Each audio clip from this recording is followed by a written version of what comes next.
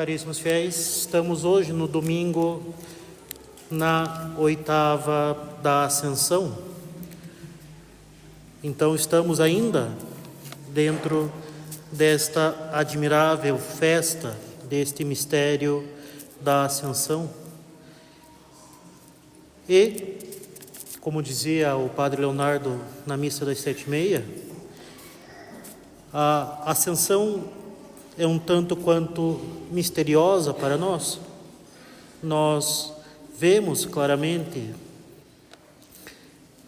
a conveniência da encarnação, nós vemos a conveniência da redenção, embora nós não possamos compreender plenamente esses mistérios, afinal são mistérios, mas a necessidade de que nosso Senhor subisse aos céus nos escapa. E mais que isso, se nós considerarmos apenas com os olhos da carne o mistério da Ascensão, não encontraremos motivos para que a nossa Santa Igreja se alegre. Porque a Igreja se alegraria com a subida de nosso Senhor ao céu? Afinal, passados 40 dias da sua ressurreição, o Salvador se separa dos discípulos para se sentar à direita de Deus Pai, deixando-os como que órfãos sobre a terra até a vinda do Espírito Santo. Em outra passagem do Evangelho, nosso Senhor disse que quando o esposo for tirado da presença dos amigos, então seus amigos jejuarão, mas não enquanto ele estiver presente. Os apóstolos já haviam enfrentado a morte de nosso Senhor Jesus Cristo e sofreram até a sua ressurreição. A morte de nosso Senhor é celebrada pela Santa Igreja com os paramentos de luto, com paramentos negros. Não seria então o caso da Igreja celebrar a Ascensão com os paramentos roxos, manifestando assim uma certa tristeza, quiçá um certo luto pela perda da presença visível do seu divino esposo? Ora, se julgamos que a Ascensão de Nosso Senhor significa a perda da sua visibilidade, razão pela qual deveríamos nos entristecer, o fato é que já não seríamos mais católicos, mas protestantes. O Salvador subiu ao céu e abandonou a terra, cessando o convívio com os discípulos. Não obstante, quem ascendeu ao céu, senão a cabeça da Igreja? E quem somos nós, senão os membros da Igreja? Se nosso Senhor adentrou o céu, então também nós adentraremos por Ele, porque somos membros daquele que se sentou à direita do Pai. Pela graça, a natureza divina nos foi comunicada desde o batismo, porque a graça é uma participação da vida divina. A partir da encarnação, é o próprio Deus que assume a natureza humana e se faz homem.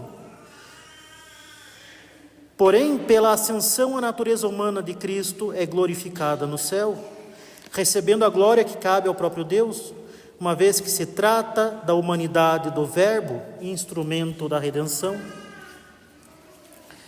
A ascensão glorifica a natureza humana e assim humilha a ação do demônio, que quis a perdição do homem e a sua queda no inferno.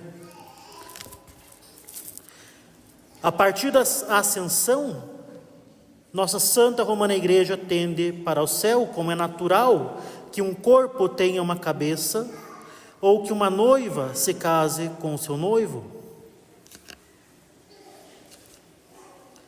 Se não criarmos obstáculos à vida da graça em nossa alma, ela nos fará aspirar pelo céu, nossa pátria, onde nos uniremos ao nosso Redentor que nos precede na luz da glória. Portanto, se vivemos na graça, A ascensão se torna um motivo de alegria, porque sabemos que a glória de Cristo será também a nossa glória. Com efeito, meus caros, a graça é o começo da glória.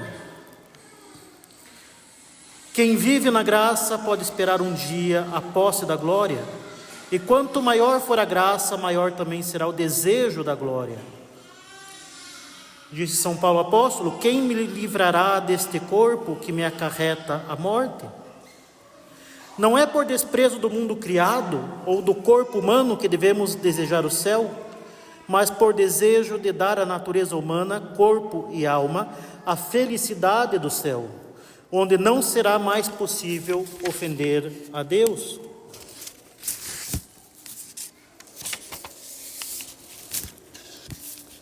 No entanto, ainda que nossa Santa Madre Igreja seja atraída pelo seu divino esposo para a pátria celeste, não podemos negar que a ascensão fez cessar a presença visível de nosso Senhor e o seu convívio com os discípulos, o que seria, aos olhos humanos, um motivo de tristeza. Mas tal tristeza seria justificável apenas para um protestante?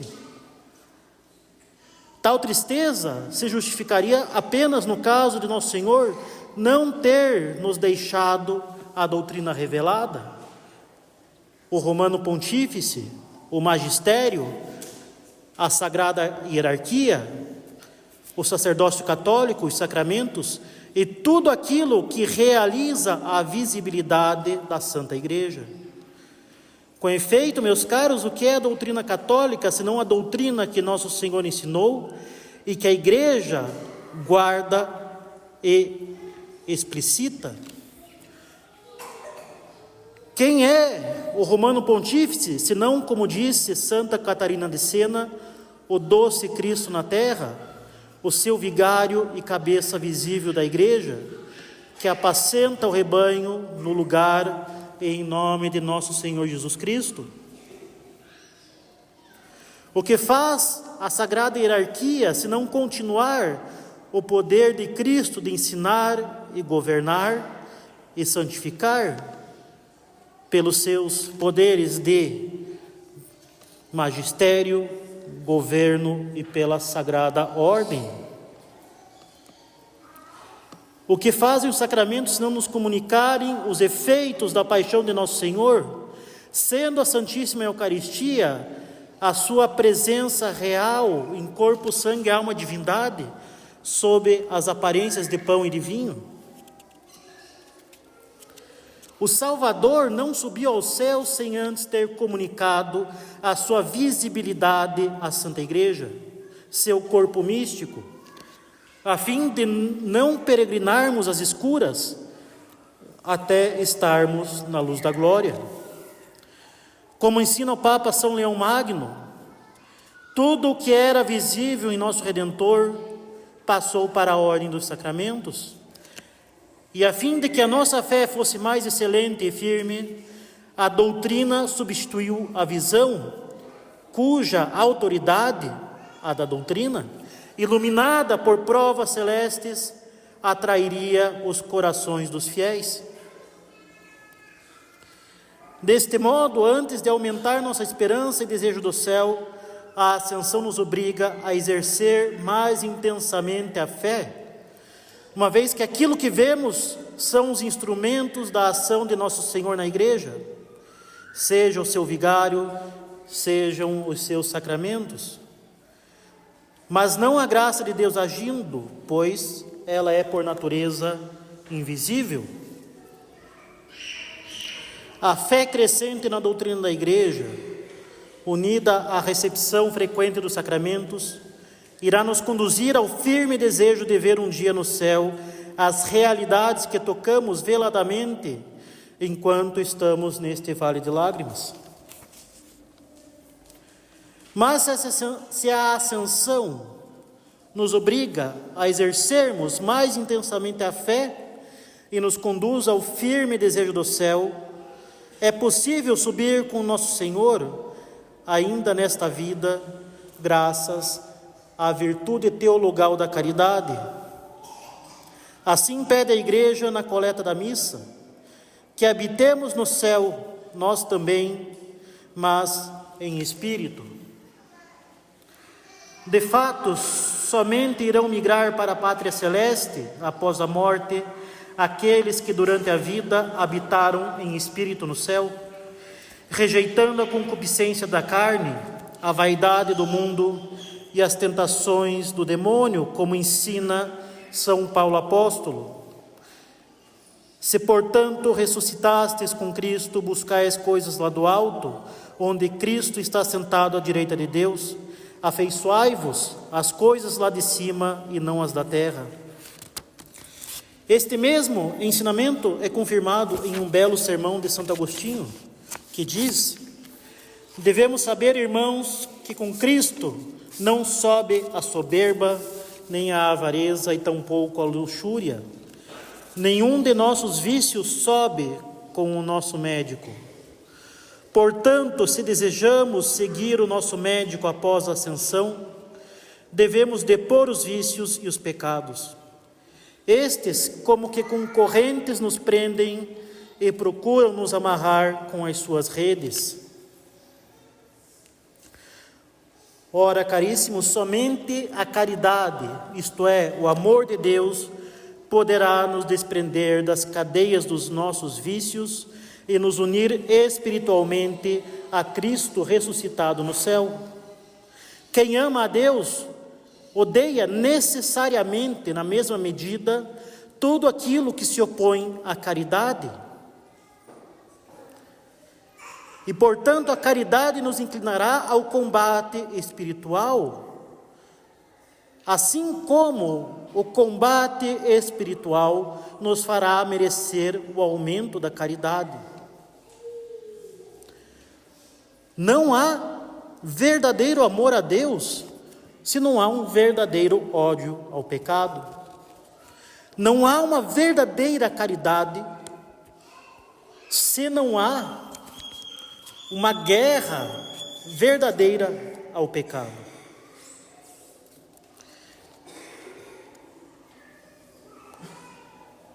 Se São Paulo diz que devemos nos afeiçoar às coisas do alto, podemos nos questionar, claro, como podemos amar o que não vemos? Nós não vemos a Santíssima Trindade, nós não vemos a humanidade do Verbo, não vemos a Santíssima Virgem, não vemos os anjos e os santos. Por outro lado, meus caros, o que é a fé senão, como também ensina o apóstolo, a certeza a respeito do que não se vê?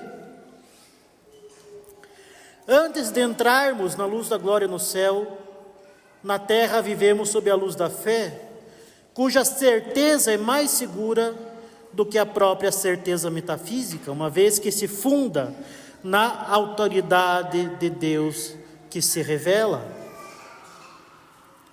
Para exercermos a fé, desde a ascensão, nosso Senhor se ocultou dos olhos da nossa carne. E a mesma fé que nos conduz a uma esperança firme, também nos eleva a uma caridade ardente para com Cristo ressuscitado, com quem devemos habitar espiritualmente no céu, fazendo da nossa alma um céu pelo exercício da vida interior. É este o ponto central desta nossa meditação de hoje. Se nosso Senhor subiu ao céu e nós não podemos alcançá-lo com os olhos da carne, então façamos da nossa alma um céu.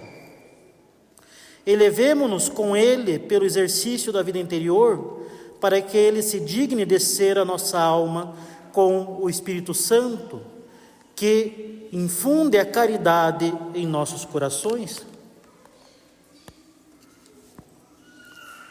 Torna-se claro, então, que só iremos nos afeiçoar às coisas do alto quando exercermos assiduamente o fundamento da caridade e da esperança, que é a fé.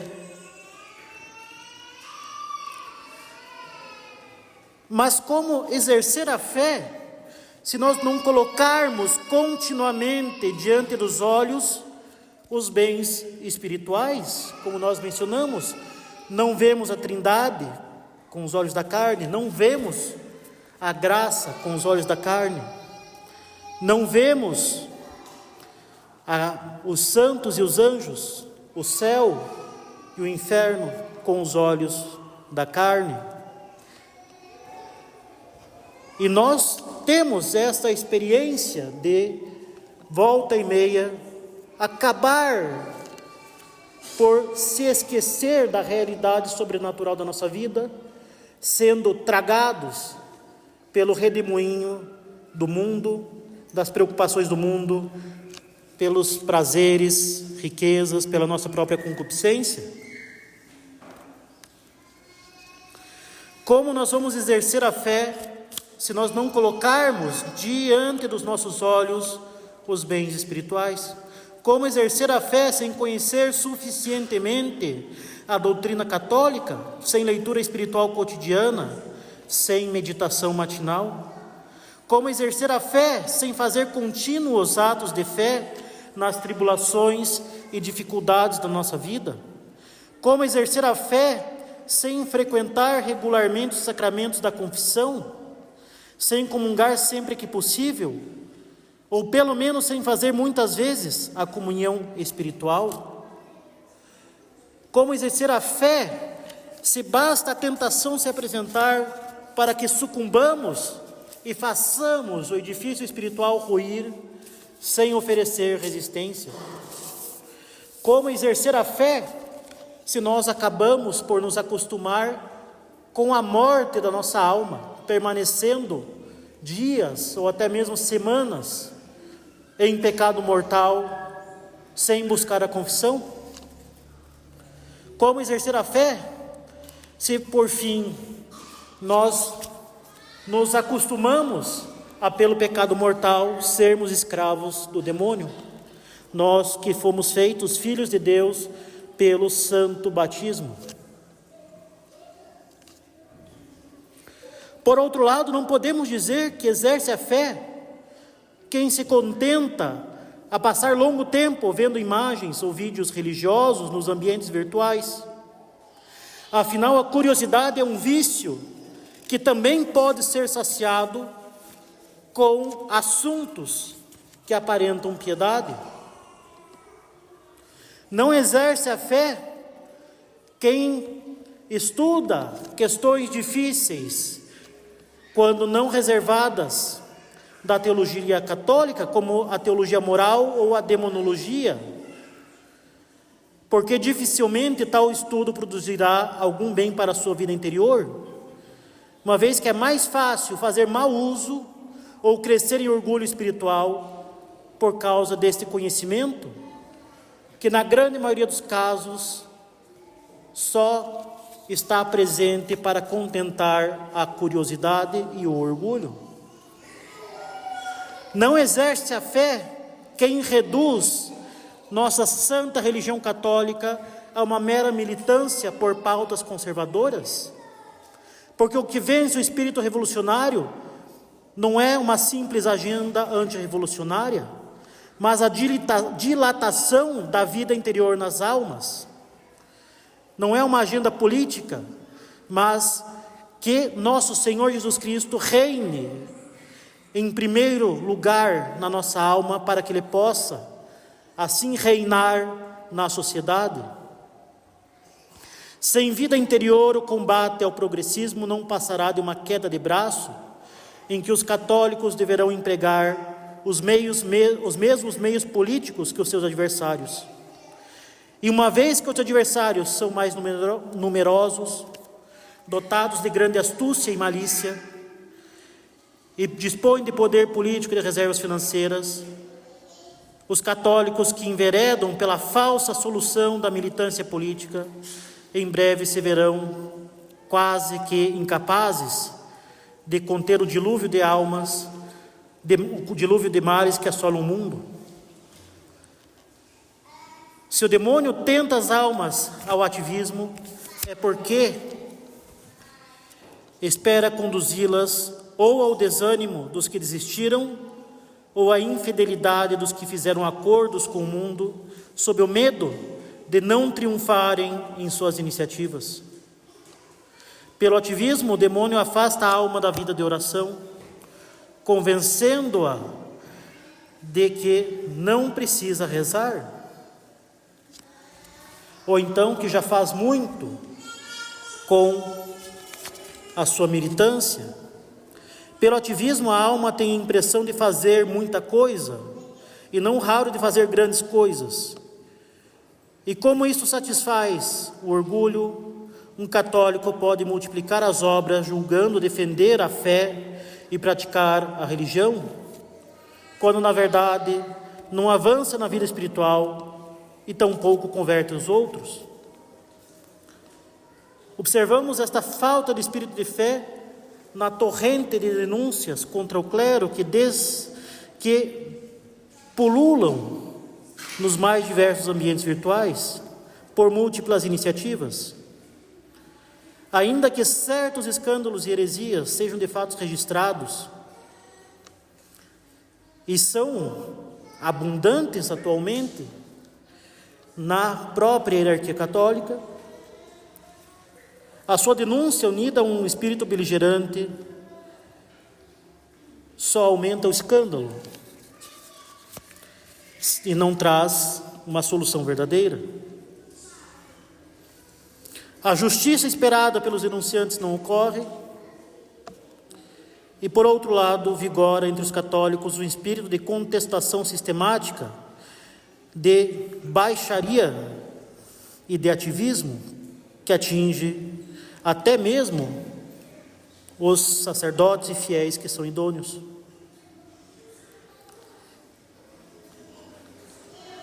Uma análise mais atenta percebe que os cidadãos apenas se unem no ódio comum ao comunismo e à teologia da libertação, que devem ser evidentemente combatidos,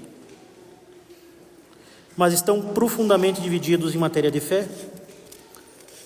Assim como é possível se perder para sempre por causa do comunismo, também é perfeitamente possível se perder defendendo qualquer outra heresia, ainda que em oposição radical ao comunismo. É possível se perder, seja pelo pelagianismo, a heresia de que a pessoa pode se salvar pelas suas próprias obras, quanto pelo quietismo.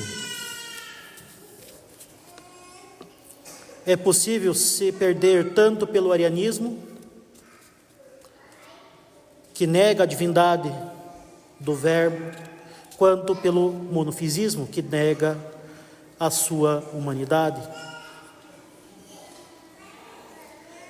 Enquanto a pauta anticomunista não exige nenhuma profissão de fé, o apostolado católico, por sua vez, só existe onde há integridade da fé, onde nenhum princípio é sacrificado em nome de acordos vantajosos com os mundanos. Se queremos exercer a fé, e a única fé possível, a fé católica apostólica romana, não podemos submeter o nosso credo a nenhum compromisso.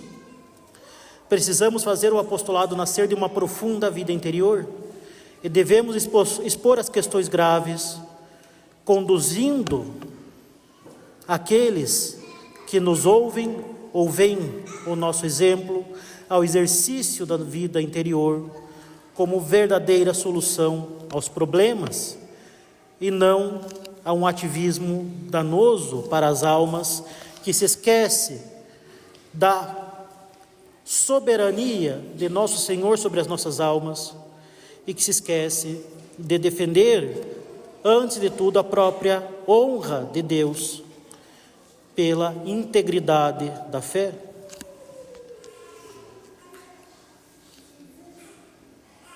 Na verdade, não haveria crise se a providência não permitisse. Se ela permite, é a fim de castigar a sociedade por suas iniquidades. A diferença entre o apostolado e o ativismo militante é que o primeiro se porta diante da crise com espírito de fé, enquanto que o segundo não vê mais do que forças humanas em um ambiente político. Lembremos-nos que quando Moisés foi pedir ao faraó a libertação do povo, era o próprio Deus que endurecia o coração do faraó, como nós lemos na Escritura. Mas eu endurecerei o coração do faraó e multiplicarei meus sinais e meus prodígios no Egito. Era Deus que não queria a libertação imediata dos hebreus, a fim de que os castigos rendessem a conversão dos egípcios. Enquanto não compreendermos que a crise e a solução da crise dependem ambas da providência e do reinado de nosso Senhor sobre as almas e a partir das almas sobre a sociedade, continuaremos afundados no ativismo que quer vencer os adversários à força, custe o que custar, à custa, muitas vezes, da própria honra de Deus, sem perceber que Deus endurece o coração de uns e ignora a militância de outros. Por mais grave que seja a crise, tenhamos espírito de fé e nos recordemos o que diz o Salmo 2. Erguem-se juntos os reis da terra e os príncipes se unem para conspirar contra o Senhor e contra seu Cristo. Aquele, porém, que mora nos céus se ri, e o Senhor os reduz ao ridículo. A virtude da fé, a fé católica íntegra, que nos conduz à esperança e dela à caridade, não apenas nos fará habitar espiritualmente com Cristo no céu, ela também nos permitirá reinar com aquele que está sentado à direita de Deus Pai, sem temer os inimigos e sem tão pouco se comprometer com eles. Louvado seja o nosso Senhor Jesus Cristo. Em nome do Pai, do Filho e do Espírito Santo. Amém.